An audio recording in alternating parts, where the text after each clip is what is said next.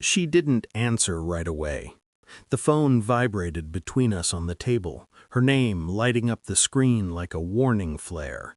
I watched her eyes flicker toward it, just for half a second too long before she looked back at me. "Who is it?" I asked. My voice was calm, practiced, neutral. She hesitated. That pause was microscopic, but it detonated something inside me. Her fingers hovered above the phone, not to answer, not to decline, just hovering, as if choosing wrong would end the world.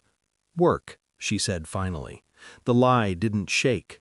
That was the part that hurt most. It slid out smooth, confident, rehearsed. I nodded, took a sip of my coffee. Bitter, cold. I didn't blink. Inside, something shifted, not cracked, shifted, like a lock clicking into place. The phone stopped vibrating. Silence rushed in to replace it. Thick, loud, suffocating. She smiled at me then, that familiar smile, the one I used to trust, the one that once meant home. Now it felt like a mask worn a fraction of a second too late. I saw it all in that hesitation, the distance, the secret, the careful calculation. She reached for my hand. I let her touch me. And that's when I knew, without proof, without evidence, that everything I believed was already dead. I didn't accuse her. That would have been easy, emotional, sloppy. Instead, I observed how her phone never left her side anymore, how she angled the screen away from me, how her laughter had new pauses in it, as if she was double-checking which version of herself she was performing. She came home later, dressed better, smelled different. I told myself stories to survive the nights, rational ones, harmless ones, work stress, phase, my paranoia. But my mind kept circling the same question like a blade finding skin. Who are you when I'm not here? I tested small things, asked harmless questions, changed plans last minute, watched her reactions instead of her words. She never said anything wrong, she just reacted wrong. Too careful, too quick, too slow. One night while she slept, I lay awake beside her, listening to her breathing, steady, peaceful, untroubled. That's when it hit me. She wasn't afraid of losing me. She was afraid of being discovered, and those are not the same thing. I became patient, dangerously patient. I stopped asking questions and started collecting patterns, dates, times, gaps, inconsistencies so small they'd slip past anyone who wanted to believe. I checked phone records, not messages, those can be erased, patterns can't. Same number, same hours, same silence afterward.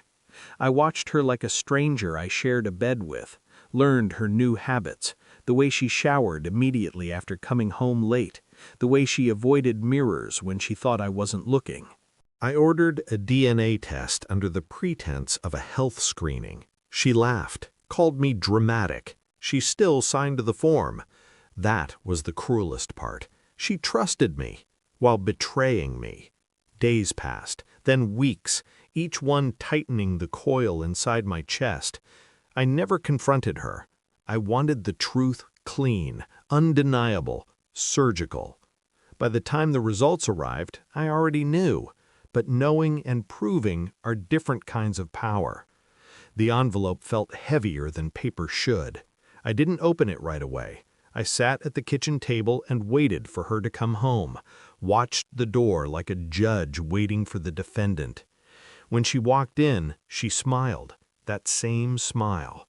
I slid the envelope across the table. "What's this?" she asked. "Open it." Her hands shook, just slightly. She tried to hide it by sitting down. The silence stretched. Pages rustled. Then, nothing. No denial, no anger, just a sharp inhale, like the floor had vanished beneath her. I didn't ask questions. I didn't need to. The truth sat between us in black ink and percentages, cold, precise, unforgiving. She looked at me then, really looked, and she knew. I had already left her emotionally. "I knew," I said quietly. That was all.